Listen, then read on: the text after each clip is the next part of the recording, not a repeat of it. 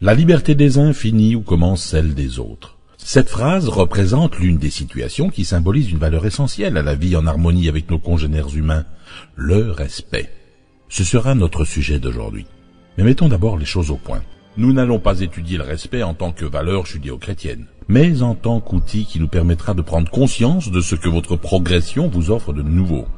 Le respect, c'est prendre conscience de la valeur de quelque chose et lui rendre hommage en quelque sorte afin de ne pas gaspiller et ne pas perdre l'énergie de cette valeur. Vous avez toujours le respect pour quelqu'un que vous admirez ou pour quelqu'un qui a du mérite. On peut même avoir du respect pour un objet remarquable, une œuvre d'art par exemple. Il se peut que vous trouviez cette valeur un peu vague, donc pour mieux la comprendre, admettez définitivement que tout être humain mérite le respect.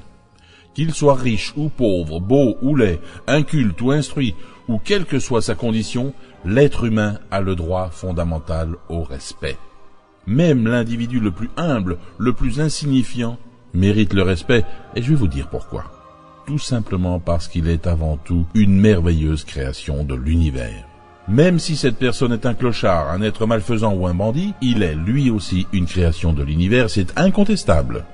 Hélas, ce genre de personnage n'a pas encore compris les lois de l'univers, et il en paie chèrement le prix. Lorsque vous faites une nouvelle rencontre, accordez de la crédibilité et du respect à cette personne. Elle est obligatoirement invécue, et elle a peut-être fait des choses tout à fait remarquables et respectables dans sa vie passée. N'ayez aucun doute là-dessus, c'est une obligation. Il n'existe pas une seule personne au monde qui n'ait été au cœur d'une action remarquable et propre à elle et qui mérite un profond respect. Il faut en prendre conscience, car on oublie ce détail un peu trop vite. Le respect est indissociable de l'amour dans une relation de couple. D'ailleurs, lorsque le respect disparaît entre deux êtres, l'amour en fait de même. Avez-vous remarqué cela ? Mais il n'y a pas qu'en amour que le respect doit se manifester. Il y a beaucoup d'autres domaines où il faut le placer, car il est partout. Commençons par respecter l'énergie de l'univers qui est l'univers lui-même. Puisque je vous le rappelle, l'univers n'est qu'énergie. La meilleure façon d'avoir du respect pour l'énergie de l'univers, c'est de l'utiliser avec intelligence et de ne pas la gaspiller. Pour mieux vous faire comprendre ce que je veux dire, voici quelques explications. Imaginez que vous utilisiez la technique dont je vous ai parlé pour obtenir une place de parking. Vous avez obtenu satisfaction, mais vous vous garez en utilisant 2 places. Vous avez fait cela sans aucun scrupule et en connaissance de cause, puisque les places sont délimitées par un marquage au sol. En prenant ces 2 places, vous gaspillez de l'énergie, car une seule vous suffisait. C'est votre énergie personnelle que vous dilapidez par votre attitude. N'oubliez pas que tout est constitué de particules et d'atomes dans de l'énergie. Même une simple place de stationnement. Et vous aussi faites partie intégrale de l'énergie première. Vous avez un mouchoir en papier usagé ou un vieux chewing-gum dont vous tenez à vous débarrasser. Ces objets usagés sont liés à votre propre énergie puisque vous vous en êtes servi. Les jeter n'importe où serait un manque de respect et un gaspillage de votre énergie personnelle puisque des poubelles ont été prévues pour vous débarrasser de vos détritus.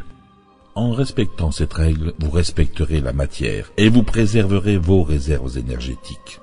Le principe est le même lorsqu'on gaspille de l'électricité, par exemple. Quitter une chambre d'hôtel sans éteindre la lumière et la télévision, c'est la même chose, car en louant une chambre, vous louez aussi cet espace d'énergie dont vous devenez responsable pendant la durée de votre séjour. Oui, vous me répondrez que le prix de l'électricité était prévu dans le montant de votre location. C'est effectivement exact, mais cela ne justifie pas le gaspillage. Que vous croyez ou non à cette théorie ne change rien à la réalité des faits, et nous pourrions trouver des centaines de milliers de circonstances où nous risquons de gaspiller de l'énergie de cette façon.